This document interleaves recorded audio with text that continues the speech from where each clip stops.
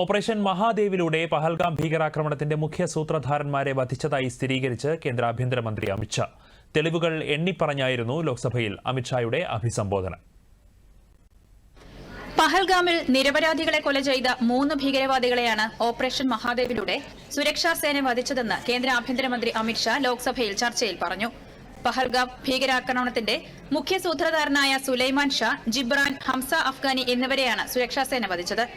കൊല്ലപ്പെട്ട ഭീകരരുടെ കയ്യിൽ നിന്ന് പഹൽഗാമിൽ ഉപയോഗിച്ച ആയുധങ്ങൾ പിടിച്ചെടുത്തതായും അമിത്ഷാ പറഞ്ഞു.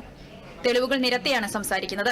ഫോറൻസിക് പരിശോധനയിൽ ആയുധങ്ങൾ തിരിച്ചറിഞ്ഞതായും അമിത്ഷാ പറഞ്ഞു. चंडीगढ़ एफएसएल में टेस्टिंग के लिए भेजा गया तो वही राइफल से एपको आतंकी हमला हुआ था, वो भी निश्चित हुआ। तो आज इसके साथ साथ दूसरे एपको आतंकी हत्या को अंजाम देने वाले आतंकियों का भी इसके साथ ही समाप्ति हुई है, उनको मार दिया गया है. സർക്കാരിന്റെ നിലപാടുകളിൽ അതൃപ്തി പ്രകടിപ്പിച്ച പ്രതിപക്ഷത്തിന്റെ നിലപാട് അപലപനീയമാണെന്നും അമിത്ഷാ ചൂണ്ടിക്കാട്ടി. പഹൽഗാം ഭീകരാക്രമണവുമായി ബന്ധപ്പെട്ട് പാകിസ്ഥാന് ക്ലീൻ ചിറ്റ് നൽകുന്ന തരത്തിലുള്ള പരാമർശങ്ങൾ പി ചിദംബരത്തിന്റെ ഭാഗത്തു നിന്നുണ്ടായിരുന്നു. പഹൽഗാം ഭീകരർ കൊല്ലപ്പെട്ടെന്ന് അറിയുമ്പോൾ പ്രതിപക്ഷം സന്തോഷിക്കുമെന്നാണ് കരുതിയത്. എന്നാൽ അവർ അസ്വസ്ഥരാണെന്നും അമിത്ഷാ ചൂണ്ടിക്കാട്ടി. क्या कहना चाहते हैं चिदंबरम साहब? किसको बचाना चाहते हैं?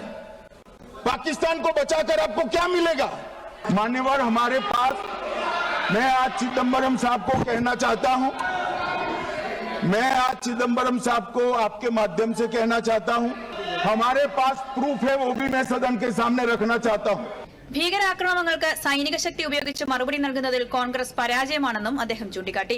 2005-നും 2011-നും ഇടയിൽ 27 ഭീകരാക്രമണങ്ങളാണ് രാജ്യത്ത് നടന്നതെന്നും അമിത്ഷാ ലോക്സഭയിൽ പറഞ്ഞു. News desk, Doordarshan.